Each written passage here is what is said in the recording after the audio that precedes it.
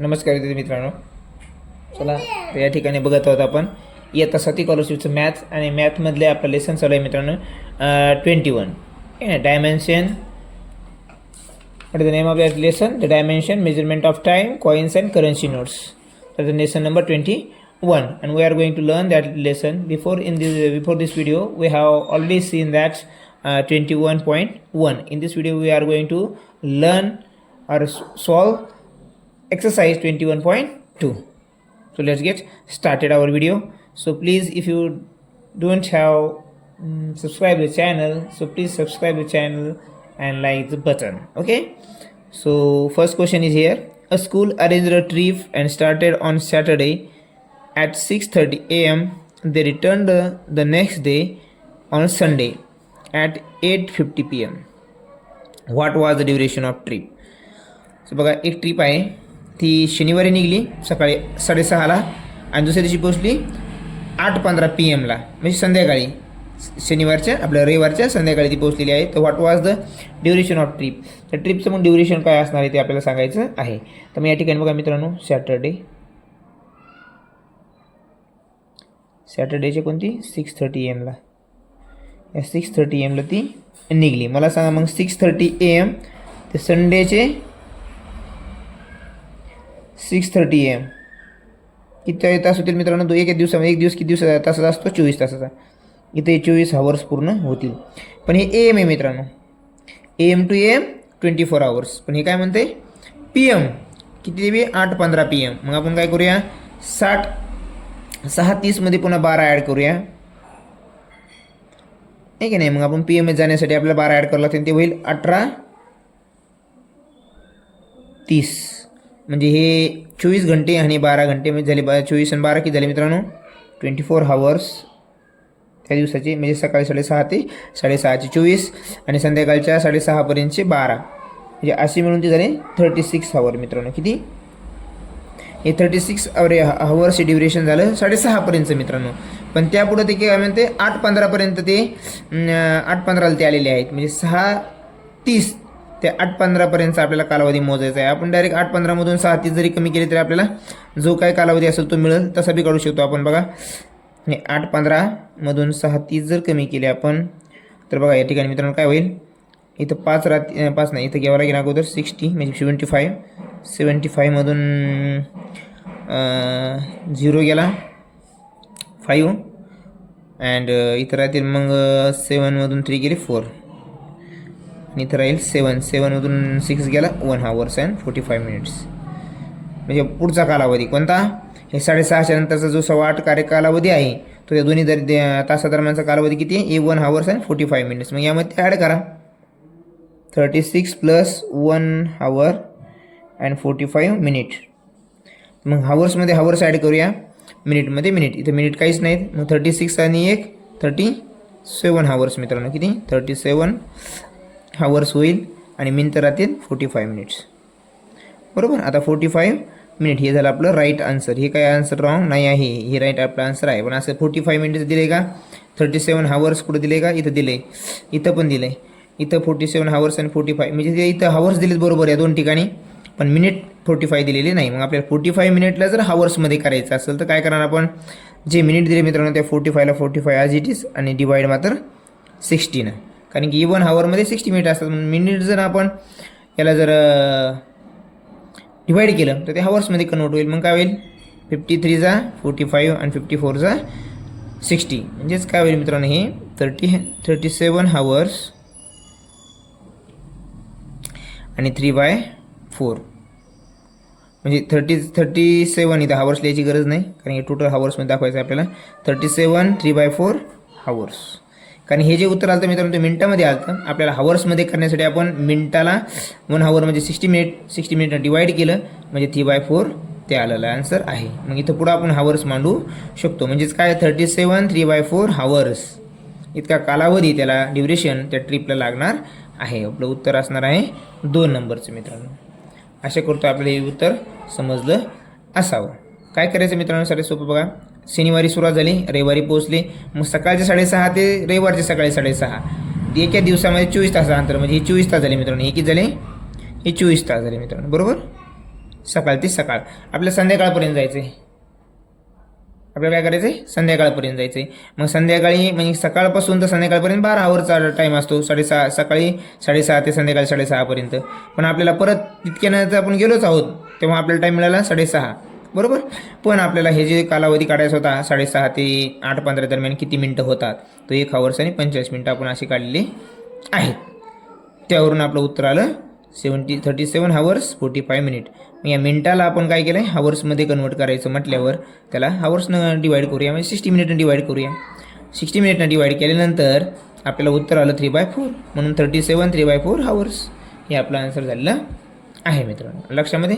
पुढचा प्रश्न 2 नंबरचा बघा, या लेसनवरचा काय आहे तो पण बघूया आपण. प्रश्न क्रमांक how many minutes make a week. एका वीकमध्ये किती मिनिट असतात ते काढायचं आहे आपल्याला. अगोदर एका दिवसाची वीक हे माहीत पाहिजे मित्रांनो, काय मिनिट माहीत पाहिजे. आता एका दिवसाची मिनिट काढण्यासाठी काय करायला आपल्याला, एका दिवसाला किती आवर्स असतात in one day, in a day how many hours 24 hours.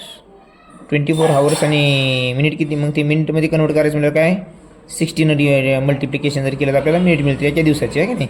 मग काय येईल 0ला 0 ॲज इट इज. 6 4 जा 24 4, हातचे आले 2, 6 2 12 2 14 मित्रांनो. मग काय एका दिवसामध्ये मिनिट किती येतं 1440 गुणिले आपल्याला आठवड्याचं काढायचं आहे. मग एका आठवड्यामध्ये किती दिवस असतात, in a week how many days are there 7. That's why multiply by 7. 7 0 0, 7 4 जा 28, 28ला 8 कॅरी 2. मग 7 4 जा 28 आणि 2 30, 30ला 0 कॅरी 3. मग 7 आणि 3 10. Answer is 10,018 minute.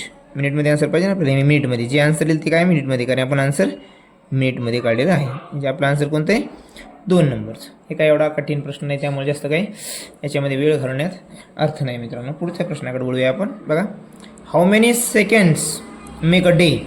एका दिवसामध्ये किती सेकंद असतात ते काढायचे मित्रांनो. आता अगोदर तर आपल्याला हावर्स मिनिटमध्ये कन्वर्ट करूया. बघा, एका दिवसामध्ये इन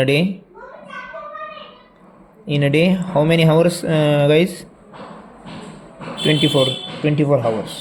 मग 24 हावर्स जर आपल्याला मिनटामध्ये करायचं मग किती मल्टिप्लाय करावं लागेल 24 × 60 मिनटामध्ये होईल. मिनटातून पुन्हा सेकंडमध्ये जायचं म्हणजे पुन्हा 16 एकदाच करूया सगळं, बरोबर. यालाच काय करू शकतो आपण, ही 2 0ला 2 0 बरोबर. 6 6 जा 36 आणि इंटू 24 हे झालं आपलं कन्वर्जन. याचं जे आन्सर येईल मित्रांनो ते आन्सर म्हणजे काय असणार आहे आपलं, त्या सेकंड कशाचे, त्या डेचे सेकंड. आता मला सांगा मित्रांनो, इथं आपण कॅल्क्युलेशन न करता देखील आन्सर काढू शकतो. ते कसे बघा, इथं 4 अंकी संख्या, इथं 4 अंकी, इथं 4 अंकी, इथं किती आहे 6 5 अंकी आहे.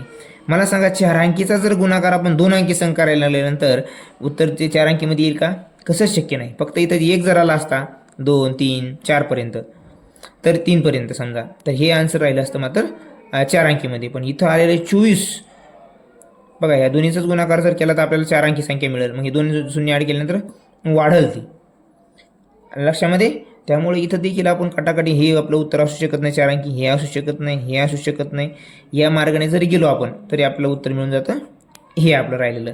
कारण की 4 अंकी आणि 2 अंकी संख्येचा गुणाकार कधी 4 अंकी येणार नाही मित्रांनो, लक्षामध्ये इथं तरी येणार नाही.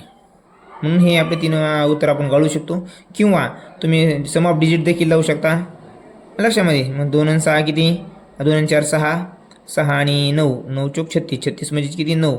म्हणजे बेरीज जी येणार आहे त्या बेरीजचं उत्तर ज्या संख्यांची बेरीज त्या बेरीजचं उत्तर एक 9 असायला पाहिजे किंवा 0 असायला पाहिजे. तर मग बघा 6 आणि 4 10 आणि 18, इथं पण येतं 8 आणि 7 14, 14 आणि 4 18 सरीकडेचे आले मित्रांनो. त्यामुळे इथं लावता येतं, गुणाकारच करून पाहावं लागेल. ह्या सम ऑफ डिजिट लागणार नाही इथं. तर इथं तुम्हाला ह्या मेथडनं तुम्ही जर गेले तर तुम्हाला हे आन्सर येऊन जाईल. कारण बघा 36 गुणिले 2च केले तर 7200 व्हायले आणि हे 7200 आन्सर यायला जवळपास, आहे की नाही. म्हणजे 2 जर गुणलं तर 24 आपल्याला की 24 पट पुढं जायचं आहे ह्या 36च्या. त्यामुळेच आन्सर काय येणार आहे 1 नंबरचं. इथं मल्टिप्लिकेशन देखील करायची गरज नाही ना. आपण केलं जरी तर आपला आन्सर काय येणार आहे 86,400. जेव्हा खूप मोठमोठ्याला गॅप आहे मित्रांनो संख्यामध्ये, तेव्हा उत्तर आपल्याला काढायला सोपं जातं. आपण अंदाज लावून देखील उत्तर काढू शकतो, कारण खूप मोठा फरक आहे ना. बघा आता इथं काय 36 मित्रांनो, 36ला आपण 4 जरी गुणलं एक लग्नाचा अगोदर, तर 72 2 144 म्हणजे 5 अंकी उत्तर आले 4 गुणल्यानंतर, बरोबर. तर आपल्याला 24 गुणायचे म्हणजे आपल्याला त्याच्या 6 पट पुढे जायचं आहे, म्हणजे साहजिक उत्तर मोठं असणार आहे. म्हणून उत्तर काय मित्रांनो 1 नंबरचं. कधी कधी अशा देखील ट्रिक वापराव्या लागतात. म्हणजे प्रत्येक वेळेसच तुम्हाला गुणाकार करायला ते सांगणार नाही. त्यांनाही कळतं की पेपरमध्ये इतका टाईम पुरत नाही मुलांना, त्यामुळे ते तुमची क्षमता पाहतात की तुम्हाला शॉर्टकट कसा शोधता येतो, तुम्ही त्यातून मार्ग कसा काढता लवकर. जो मुलगा लवकर मार्ग काढेल तो पुढे जाईल. तुमची निर्णय क्षमता तपासण्यासाठी असे प्रश्न असतात. त्यांना माहिती आहे हे प्रश्न सर्व सोडवू शकतात जर सोडवायला गेले तर, पण कमी वेळेत कोण सोडवल, असा तो भाग आहे. असो, पुढचा प्रश्न घ्या 13. चौथा, 13 notes of 2000, 14 notes of 500 and 80 notes of 50 amount to how much. ज्याचे काय करायचं आपल्याला टोटल किंमत काढायची किती होईल. तर मग 30 नोट आहे ते कितीचे आहेत 2000च्या, मग 30 × 2000. सोपं आहे मित्रांनो, हे गणित तुम्हाला सहज येऊन जाईल. 40 नोट्स, 40चे कितीचे आहेत 500चे, आणि 80 नोट जे आहेत ते कितीचे आहेत 50चे आहेत. यांची टोटल रक्कम किती होती बघा, त्यांची ॲडिशन करायची आपल्याला, बाकी काहीच नाही. मग 13 2 26 म्हणजे किती होईल मित्रांनो हे 26,000. इथं काय होईल 5 × 20 आणि हे 3 शून्य म्हणजे 20,000, बरोबर. आणि इथं 8 × 45 आणि हे 2 शून्य आणि 40मधलं 1 शून्य म्हणजेच 3 शून्य. इथे किती होईल 4,000. आता यांची टोटल काय होईल 0 0 0 4 1 5 50,000. किती मित्रांनो 15,000 रुपीज. म्हणजे हे जे यांची टोटल केल्यानंतर किती येणार उत्तर आपलं 50,000. पर्याय क्रमांक 3 हे आपलं उत्तर असणार आहे. हे प्रश्न सोपा होता मित्रांनो, काहीच नाही. नोटा आणि नोटांची संख्या दिली, मग आपण नोटाला एकूण जी नोटा आहे त्या नोटाला त्या एका नोटीची व्हॅल्यूने जर गुणलं तर आपल्याला ती रक्कम मिळते त्या नोटांची किती होईल. तर अशा पद्धतीने आपण त्यांची ॲडिशन करून उत्तर काढत आलं 50,000. पर्याय क्रमांक 3. पाचवा प्रश्न मित्रांनो, a grocery bill of 280 rupees is paid through equal number of notes. इथे मात्र थोडं मुलांचा गोंधळ होतो. बघूया आपण आता हे छानपैकी. ₹5, ₹10 and ₹20. What is the total number of notes paid. तर एकूण ज्या नोटा दिल्या गेल्यात त्याच्यामध्ये 5च्या बी आल्या, 10च्या पण आणि 20च्या पण, ते किती होतील ते विचारले. तर ते सांगायचं आहे आपल्याला. मग कसं सांगणार तुम्ही बघा, इक्वल नोट्स कशा आहेत मित्रांनो, टोटल नंबर ऑफ नोट्स आपल्याला काढायच्या.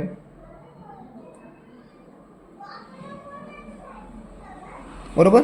पण ते काय म्हणते इक्वल नंबर ऑफ नोट्स आहेत प्रत्येकाच्या, म्हणजे 5च्या 10 असतील तर 10च्या पण 10 असायला पाहिजे, 20च्या पण 10 असायला पाहिजे. म्हणजेच काय मित्रांनो, नोटांची जी संख्या आहे आपण ती गृहीत धरूया x.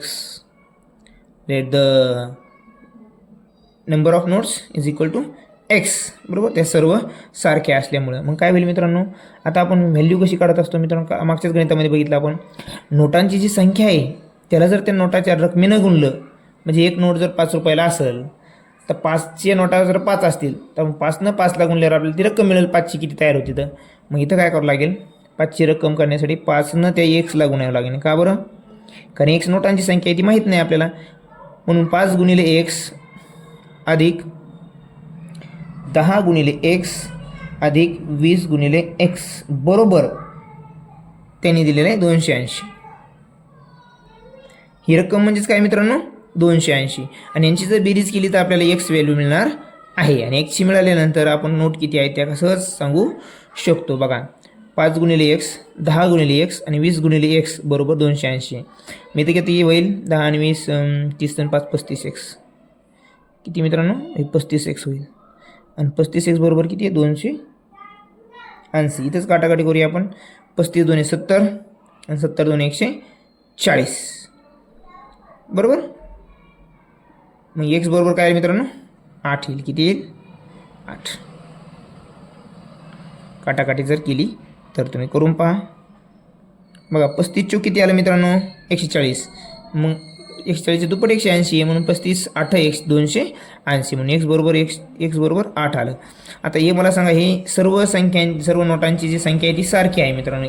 x 8 आला तर आपण प्रत्येक नोटा सारख्या असल्यामुळं किती नोट आहेत त्या 3 नोट आहेत. म्हणून 8 किती वेळा घ्यावं लागेल आपल्याला 8 अधिक 8 अधिक 8 बरोबर 24 म्हणजे 24 काय होतील मित्रांनो नोटा. बघा परीक्षेमध्ये नेहमी जेव्हा 2 स्टेपमध्ये उत्तर असतं तेव्हा पहिल्या स्टेपचं जे उत्तर येतं ते मुद्दाम ऑप्शनमध्ये पहिलं लवकर देतात आणि मुलं त्याला टिक करतात झाला आपला आन्सर. पण त्यांनी काय विचारले मित्रांनो नोटा किती आहेत म्हणजे एक्स किती आहे विचारलं का नाही. टोटल नंबर ऑफ नोट्स म्हणजे तिन्ही जे आहेत 5-10 रुपयाचे जे नोट्स आहेत त्या किती आहेत तर ते एकूण 24 आहेत मित्रांनो. एक्स म्हणजे 8 आहे पण नोटा 3 प्रकारच्या आहेत म्हणून 24. लक्षामध्ये हे असे ट्रिकी प्रश्न चुकायचे नाही. दिसायला खूप सोपे वाटतात पण हे सोपे नाहीत मित्रांनो. इथंच मुलांची खूप सारे मार्क काढतात गडबडीमध्ये. काही प्रश्न तसा फिरून विचारलेला असतो. आता पुढचा प्रश्न बघूया. There are 45 students in each of the 10 classes म्हणजे एका क्लासमध्ये मित्रांनो किती मुलं येतं 45. असे क्लास किती येतं 10. मग मला सांगा मित्रांनो एका क्लासमध्ये 45 तर 10 क्लासमध्ये किती क्रॉस मल्टिप्लिकेशन डायरेक्ट आपल्याला आन्सर मिळेल. 10 क्लासमध्ये मुलं असतील एकूण 10 चोक 40 10 50 म्हणजे डायरेक्ट शून्य वाढवायचं फक्त. तर किती मुलं असतील 10 क्लासमध्ये मुलं असतील 450. काय करायचं सांगितलं आता how many litres of milk is required if each to be given 250 ml milliliter of milk means within that 450 students each was given 250 ml of milk. एकाला 250 मिली दिलं जातं तर 450ला किती दिले जाईल. मग 450 जर काढायचं असेल आपल्याला एकाचं दिलं आहे मग 450 गुणिले डायरेक्ट आपल्याला काय करावं लागणार आहे 250 mlचं मल्टिप्लिकेशन. सोपा प्रश्न या. तर काय करा मित्रांनो 0 0 ॲड करा अगोदर 2 0 आहे दोन्हीकडे मिळून ते 2 0 लिहून टाकले. आता 25 आपण याला मल्टिप्लिकेशन करूया. 25 5 1600 1600ला 5 मित्रांनो हा 12 12 देऊया. 25 100 आणि 12 112 हे झालं उत्तर मित्रांनो. हे लिटरमध्ये द्यायचं आहे आपल्याला आन्सर का मिलीलिटरमध्ये. How many litres of milk लिटरमध्ये द्यायचं आहे आणि आपलं आन्सर जे आलेलं आहे ते मिलीलिटरमध्ये आलेलं आहे कारण आपण मिलीलिटरनं मल्टिप्लिकेशन केलं की नाही म्हणून जे येणारे आन्सर ते मिलीलिटरमध्ये असणार आहे. आता मिलीलिटर इतक्यावरच आपल्याला थांबायचं आहे का मग हे आपलं उत्तर आहे का नाही. हे उत्तर तर आहे आपलं पण त्यांनी तसं ऑप्शन दिलं आहे का आपल्याला नाही. म्हणून याला आपल्याला काय करायचं आहे मिलीलिटरचं लिटरमध्ये कन्वर्ट करायचं आहे. मग तुम्हाला माहिती आहे मित्रांनो उत्तर आपलं आलं आहे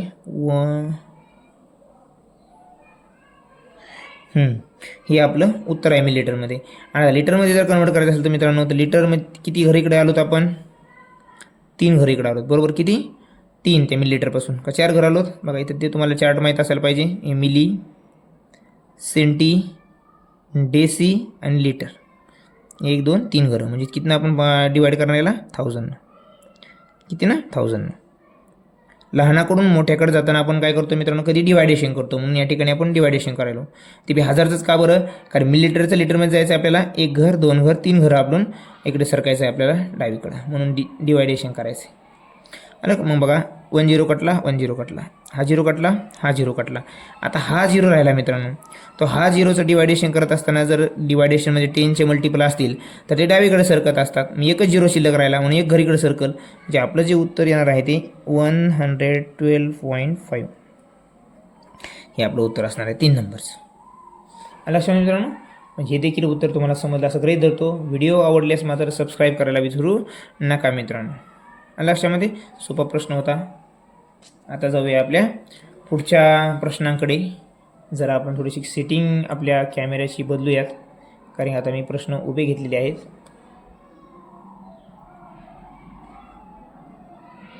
ओके इनफ झालं एवढं. आता काय how many 125 ml medicinal bottles can be filled from 30 litres of medicine. बघा आता इथं जरासा प्रश्न त्यासारखाच आहे मित्रांनो. How many 120 ml medicinal bottles can be filled from 13 litre. बघा दिले काय तुम्हाला 30 लिटर टोटल आणि बॉटल कशाच्या बनवायच्यात 125 मिलीच्या. मग 30 लिटरला मिलीमध्ये कन्वर्ट करा. मग मिलीमध्ये कन्वर्ट करायचं 30 लिटरला तर मग तुम्ही कितनं मल्टिप्लाय करणार बघा. आपण आताच मिलीकडून लिटरमध्ये गेलो आता लिटरकडून मिलीकडे जायचं आहे म्हणजे 1000. कारण मोठ्या काकडून लहान एकाकडे चाललो मग गुणाकार असतो. मग काय मित्रांनो इथं 1 0 2 0 3 0 आणि 4 0 इकडला 0 आणि 3 1 जा 3 इज आर 30,000 मिलीलिटर. आता 30,000 मिलीलिटर आपल्याला हे मिलीलिटर मिळालं, पण आपल्याला काय करायचं आहे, ह्या 30,000 मिलीलिटरमध्ये 125 मिलीलिटरच्या किती बॉटल तयार होतील हे काढायचं आहे. म्हणजे मग डिवायडेशन करावं लागेल. मी तर लिहा 125. आता यांचं आपण डिवायडेशन करू शकतो मित्रांनो, बरोबर. अगोदर 25नंच भाग द्या, सोपा जाईल. 25 5 16, 25 1 25, पुन्हा 5 राहिले मित्रांनो. म्हणून काय होईल, 25 2 50. पुढं काय राहील मग शिल्लक, 0. किती शून्य राहतील, 2 शून्य राहतील, बरोबर. आलं का मग, कारण की बघा 25 25 5 16, 25 1 25, 5 राहिले, ही 50 झाली ह्या शून्याला गृहीत धरून. 25 2 50, हे इथपर्यंत गणित संपलं आपलं. 2 शून्य शिल्लक राहिले, मग 2 शून्याला 2 शून्य, 1200 भागिले 5. पुन्हा 5 1 5, 5 2 10, पुन्हा 2 उरले 20 होतील, 5 चोक 20 आणि 0. म्हणजे आन्सर काय मित्रांनो, 240 बॉटल तयार होतील. किती बॉटल तयार होतील, है की नाही. So 150 ml medicinal bottles can be filled from 13 liter of medicine. So how many bottles can be filled? So 240 bottles can be filled of 125 ml measurement. Okay, हे तुमचा आन्सर आहे. आन्सर नंबर 1 आहे मित्रांनो या ठिकाणी. पुढचा प्रश्न घेऊया आपण 8 नंबरचा. How many poles can be erected on all the 4 sides of a rectangular garden having length of 50 meter and breadth 30 meter. So if the distance between two consecutive poles 2 meter. बघा इथं काय दिलं आहे, जे शेप आहे मित्रांनो तो कोणता आहे, रेक्टँग्युलर. कोणता आहे,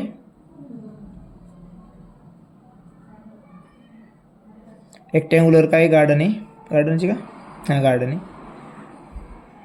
आणि ते चारी बाजूला काय मित्रांनो, म्हणजे गार्डन कसं असणार आहे ते असं असणार आहे, बरोबर. हे रेक्टँग्युलर गार्डन आहे, बरोबर. आता याच्या ज्या बाजू आहेत, ही 50 आहे, नाही 50 मोठी, ही कडी असणारी 50, ही 30 असणारी लहान जी दिसते ती, बरोबर का. 30 आणि 50.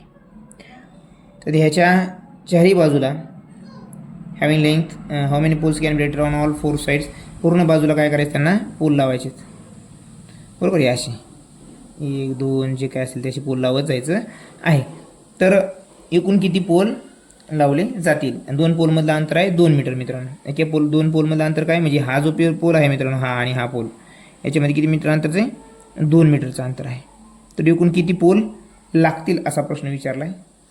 तर एकूण किती पोल लागतील ते काढण्यासाठी काय करावं लागेल, आपल्याला परिमिती काढावं लागेल, बरोबर. साईडचं जे क्षेत्र आपण जर काढायचं असेल माप आपल्याला, तर आपण परिमिती काढतो, पेरीमीटर काढतो. Perimeter of rectangle is equal to, माहीत असेल सर्वांना,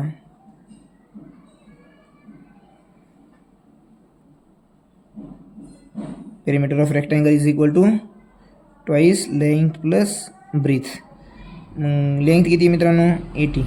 ब्रीथ किती आहे, 50 नाही, हां 50चे, बरोबर आहे. मग किती येईल मित्रांनो ते आन्सर, 130 का, 80 + 50, 80 + 50 130 का, येस 130. 130 × 2 म्हणजेच काय मित्रांनो ते 260, बरोबर का.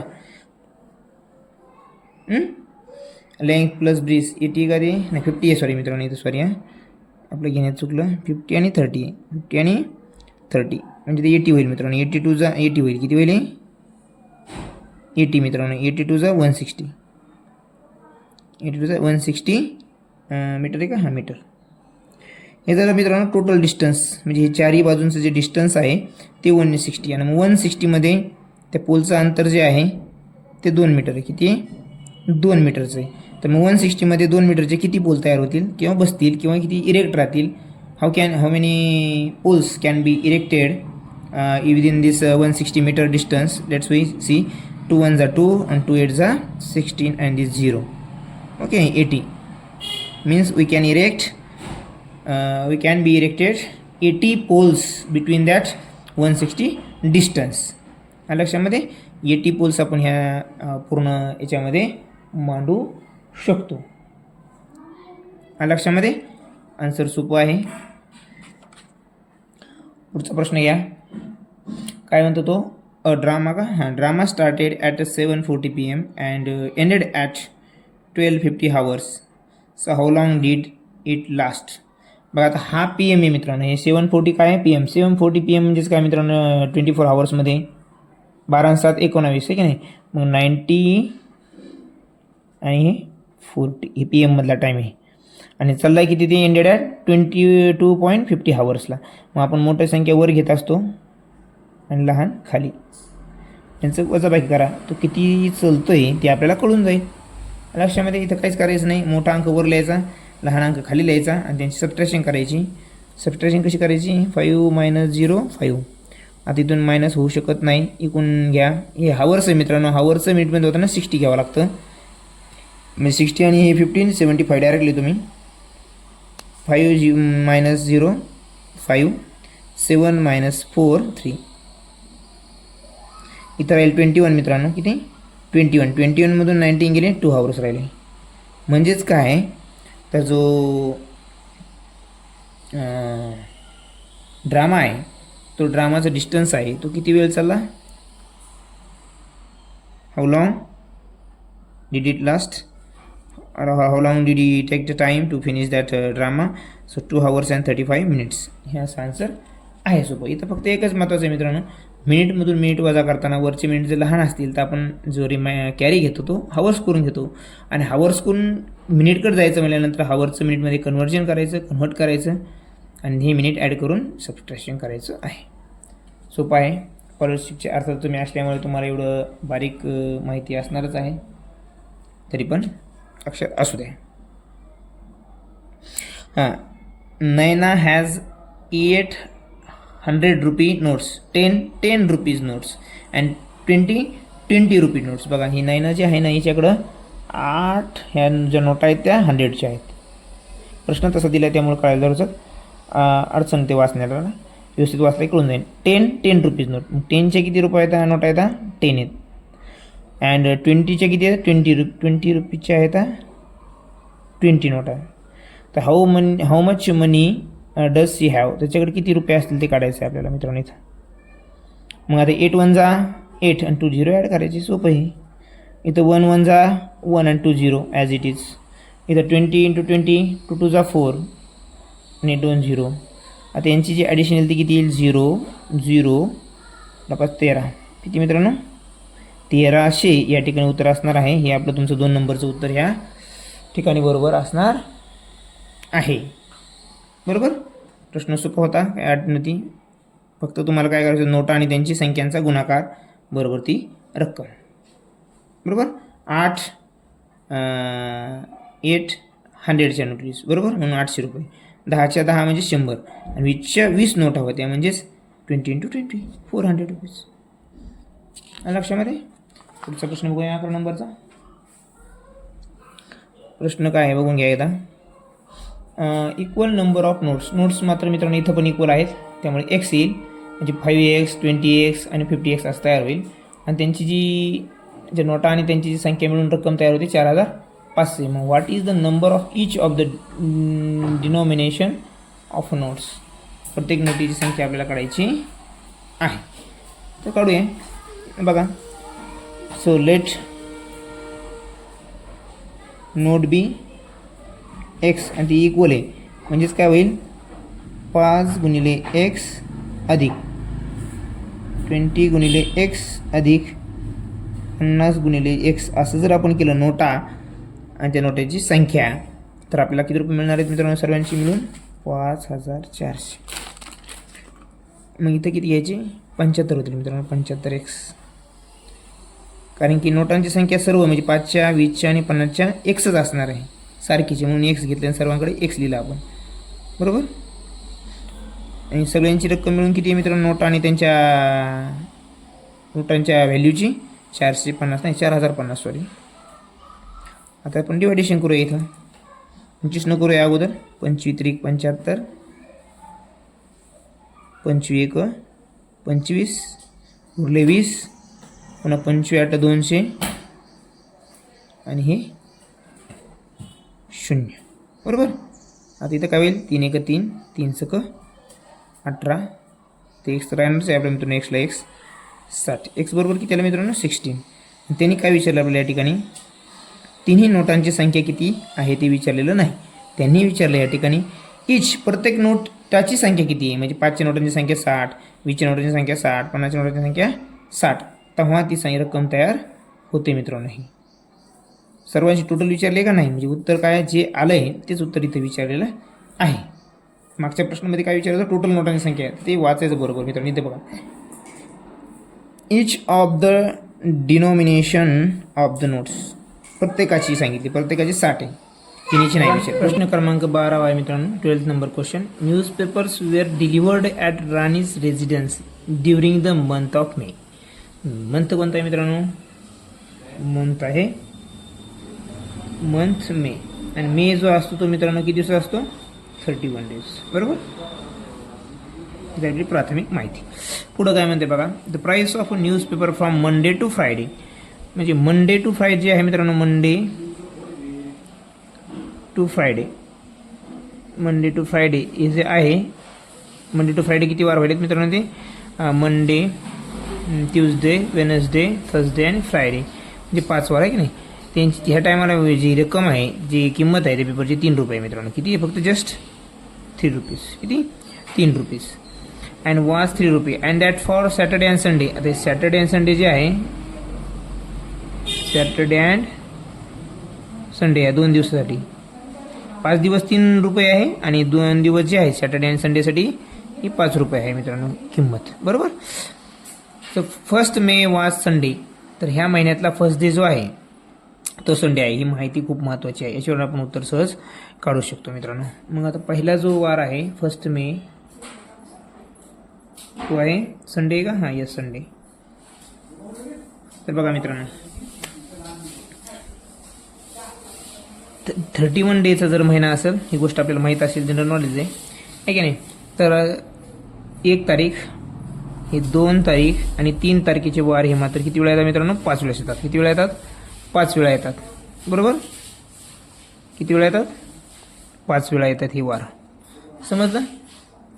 आणि बाकीचे वार असतील, बाकीच्या तारखेला येणारे ते येतात 4 वेळेला, म्हणजे आपले 3 जे वार असणार आहेत ते 5 वेळा येणार आहेत.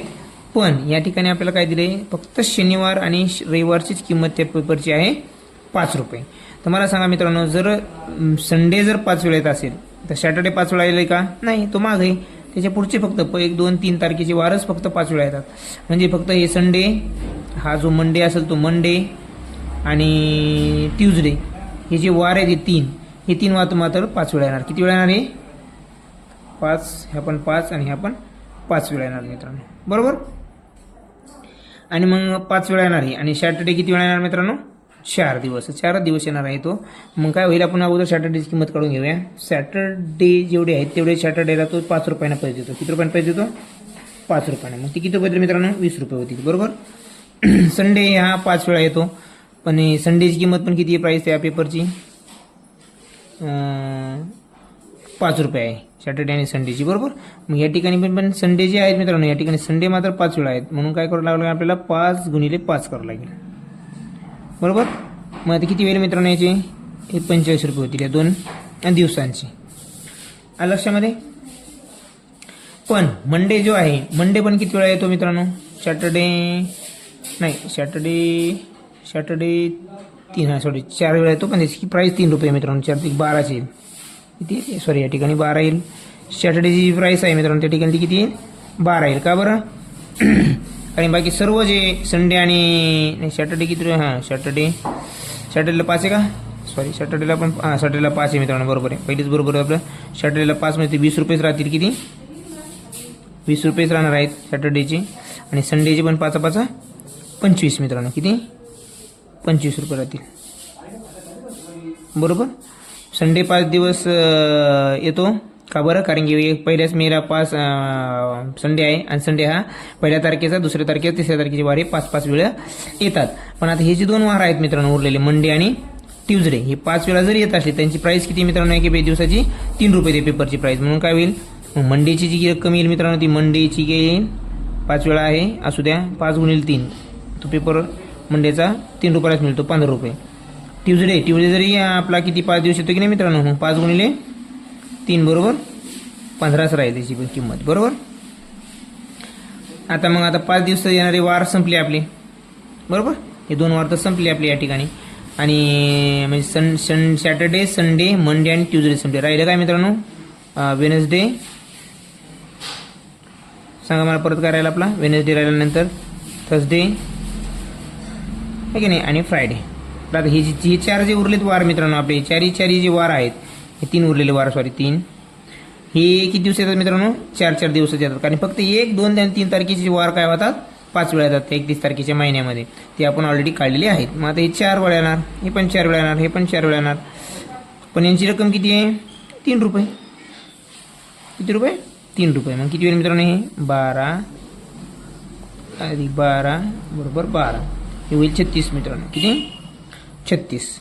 मग आता मला सांगा, हे जे 2 आहेत सॅटर्डे आणि संडे, 5 वेळा 5 दिवस येणारे वार, सॉरी हां 5 वेळा येणारे वार कोणता, संडे, मंडे आणि ट्यूजडे. यांची रक्कम आपण काढलेली आहे. सॅटर्डे 4 दिवस येतो आणि तो 5 रुपयाला येतो, म्हणून त्याची रक्कम आहे 20. मग सर्वांची जर टोटल केली मित्रांनो, हे 20 आणि 25 किती, 45. आणि हे 2 30 रुपये आणि हा 36 रुपये. सर्वांची बेरीज जर केली आपण किती, 1, 5 आणि 6 11, 111 रुपये हे मित्रांनो हे आपल्याला द्यावे लागतील. कोणत्या महिन्यासाठी, मे महिन्यासाठी. कसं काढलं आपण अगोदर, 1 तारखेला कोणता वार आहे, त्यावरून 1, 2, 3 तारखेचे वार 5 वेळा येतात बरोबर. म्हणजे जी 5 वेळा येतात सर्वांचीच किंमत 5 रुपये नाही मित्रांनो, फक्त संडेची आहे आणि सॅटर्डेची. आणि सॅटर्डे 4 वेळा येतो, त्यावरून आपण सर्वांच्या रकमा काढल्या आणि टोटल केली, उत्तर 111. अशा प्रकारचे उत्तर आहे मित्रांनो. थोडंसं कॅल्क्युलेशनला जरासं कॉन्सन्ट्रेशन जर केलं तर उत्तर सहज येतं लक्षामध्ये. आता मुलांचा घोळ काय होऊ शकतो, आता हे 5 वेळा येतात, मुलं मग हे 5 वेळा वारलाच 5 न गुणतील, पण हे सर्वांचीच रक्कम 5 न मल्टिप्लाय होणारी नाही मित्रांनो. कारण मंडे आणि ट्यूजडेला जो पेपर आहे 3 रुपयाला आहे, म्हणून त्याला 3 मल्टिप्लिकेशन करावे लागेल आपल्याला या ठिकाणी. फक्त संडे आणि सॅटर्डे हेच 5 दिवस येणार आहेत. त्यातला पण संडे 5 रुपयाला आहे पेपर आणि सॅटर्डेला 4 रुपये, म्हणून 4 मल्टिप्लिकेशन केलं.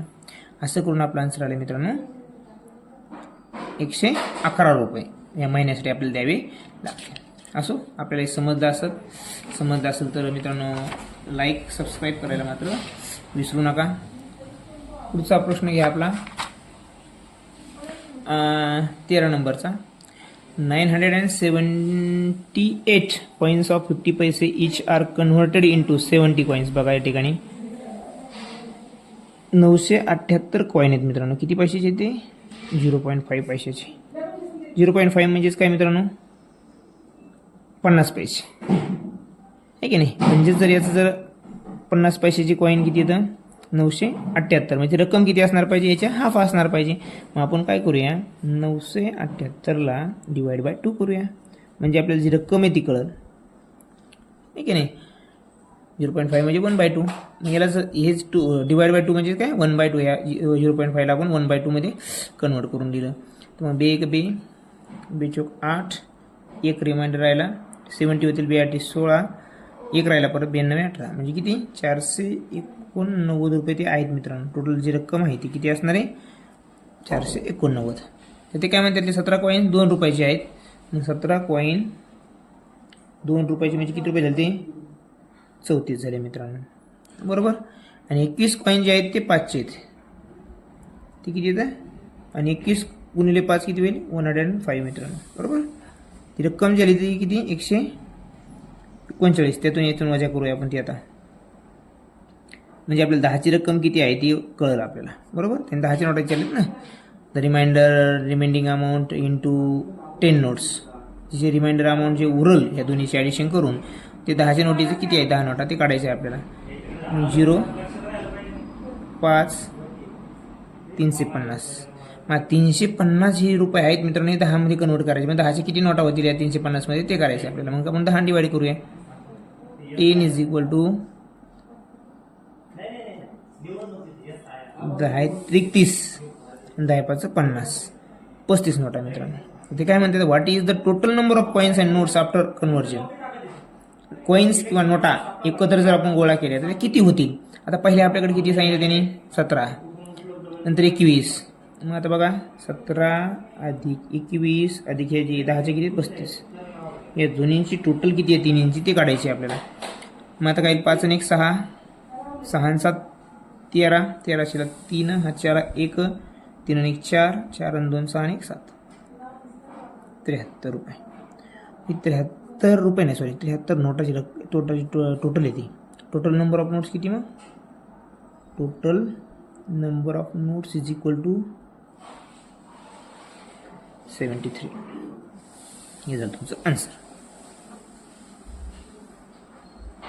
लक्षामध्ये सोपं गणित आहे, एवढं काय हार्ड नाही.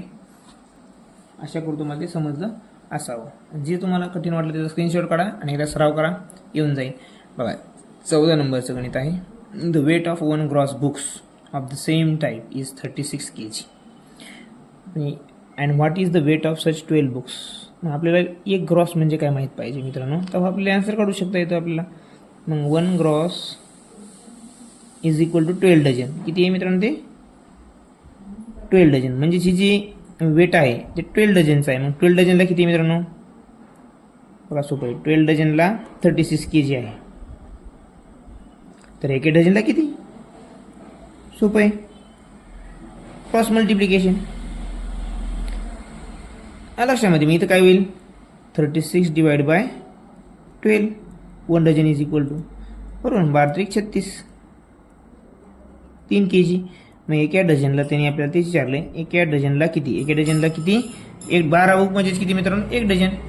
मग पूर्ण 1 कन्वर्जन मध्ये 1 ग्रॉस म्हणजे 12 डझन. 12 डझन म्हणजेच 144 बुक्स. अशी करायची गरज नाही, कारण की डझनमध्येच त्यांनी इक्वेशन दिलेलं आहे.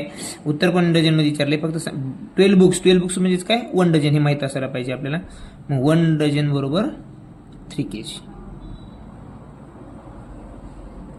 आपण त्याला आन्सर असं बी काढू शकतो 1 gross is equal to 12 dozen, बरोबर. 12 डझन बरोबर 144 बुक. एका बुकची व्हॅल्यू काढून देखील आपण आन्सर आपलं हे 3 kg येणार आहे. पण ते कॅल्क्युलेशन वाढतं. इथं आपल्याला ग्रॉस डझनमध्ये दिले, आन्सर पण मध्ये डझनमध्ये विचारलं 1 डझनला किती हे लागेल काय वेट असेल. आपण ते डझनमधून काढलेलं आहे. ते 1 dozen is equal to 3 kg. Answer number 4 लक्षामध्ये. आता पुढचा प्रश्न आहे 15वा. Cord of length 560 meters is cut at 7 places. बघा जी कॉर्ड आहे ती 560 मीटरची आहे मित्रांनो, आणि किती प्लेसेसला कट केली ती 7. मग 7 कट म्हणजे काय सांगा मित्रांनो, आपण बघितले 7 कट म्हणजेच 8 पीसेस. एक जास्त, कारण पहिला जो पीस पडतो तो हा बघा. हे अगोदरच समजून सांगितलं, परत समजून सांगतो मी. बघा या ठिकाणी हा आहे, त्याचे कॉर्ड आहे, लेंथ आहे, ती मीटरमध्ये आहे, ती अशी आहे. समजा तिचे 8 कट केले. 8 कट केले म्हणजे 1 2 3 4 5 6 7 आणि 8 कट केली. तर पीसेस किती पडणार आहेत बघा, 1 2 3 4 5 6 7 8 नाही 8 नाही 7 कट करायचे आपल्याला. ठीक आहे, सॉरी 1 कट 2 कट 3 4 5 6 आणि 7. या ठिकाणी हा 7वा कट, बरोबर. तर किती आपले होतील पीस तयार होतील, 1 2 3 4 5 6 7 8 पीस तयार होतील. व्हिडिओ पाहून घ्या मित्रांनो पहिला, त्यामध्ये असाच प्रश्न आहे, त्यामध्ये डिटेल सांगितलेलं आहे. कट 7 असतील, पीसेस 8, कट 5 असतील, पीसेस 6, कट 10 असतील, तर पीसेस किती पडणार, तुकडे जे पडणार ते एक जास्त पडत असतो. थोडक्यात सांगायचं म्हणजे मी तर काय 8ने डिवाइड करलो आहे मित्रांनो. 8 7 56 आणि 0 70. मग एका पीसची जी लांबी आहे ती 70 आहे मित्रांनो. आपल्याला 4ची काढायची. मग 4 गुणिले 70 280 मीटर. हे तुमचं उत्तर असणार आहे 1 नंबरचं. लक्षामध्ये, कारण की जे कट आहेत त्या कटापेक्षा एक पीस जास्त असतो, आणि ते पूर्ण पीसेसचं जे अंतर आहे ते इतकं दिले. मग आपण त्या पूर्ण पीसेसनं जे तुकडे आहेत त्या तुकड्यानं जर आपण त्या डिस्टन्सला जर डिवाइड केलं तर आपल्याला एका पीसची लांबी मिळते. त्यांनी आपल्याला एका विचारले का नाही, या ठिकाणी 4 पीसेसची विचारली. म्हणून मित्रांनो 4 गुणिले 70 280. प्रश्न 5 चला, इथं महत्त्वाचं आहे. एक पीस जर विचारला असं तुमचा आन्सर आला 70, पण त्यांनी 4 पीसचं विचारले म्हणून उत्तर 280 मीटर. पुढचा प्रश्न घेऊया. काय प्रश्न आहे? A train takes 3 hours and 5 minutes to reach Pune from CST. If the train left at 11:50 AM, at what time it reach Pune? किती वेळ ती पुण्यामध्ये पोहोचेल आणि ती किती वेळ घेते? 3 hours and 5 minutes. निघली कितीला? 11:15ला. म्हणजे आपण जे निघला टाईम तो घेऊया 11:50. ते लागतो वेळ किती? 3 hours and 5 minutes. 5 minutes म्हणजे मित्रांनो 05. तुम्ही जर इथं 3 hours and 5 इथं जर लिहिलं तर तिथे 3.5 होईल तास. आपल्याला मिनिट लिहायचं सांगितलं आहे म्हणून इथं 0 आणि 5 लिहावं लागेल. इथं जर नाही चुकलं तुमचं तर आन्सर कोणीच रॉंग करू शकत नाही. तुमचा आन्सर बरोबर येणार आहे मित्रांनो. लागलेला टाईम इतका आहे. सुरुवात त्याने इतक्याला केली. ॲडिशन करा 0 2 आणि इथं 1 4 आणि 1 40 20 म्हणजेच काय? दुपारचे 2 वाजलेले असणार आहे 100%. आणि दुपारचे 2 म्हणजेच काय? 2:20 PM हे आपला आन्सर असणार आहे. इथं फक्त घोळ करू नका. आल्याशिवाय 3:05 म्हणजे 3 काही मुलं 3:05 इथंच 5 लिहितात. इथं 5 लिहितात त्याचा अर्थ होतो 3.5 घंटे. लक्षामध्ये आपल्याला 3:05 प्रॉपर लिहायचे. असं लिहिल्यानंतर उत्तर चुकणार नाही. अशा प्रकारे आपलं उत्तर ह्या ठिकाणी लेसन संपलेलं आहे. अशा व्हिडिओसाठी पाहण्यासाठी लाईक आणि सबस्क्राईब करत चला. धन्यवाद.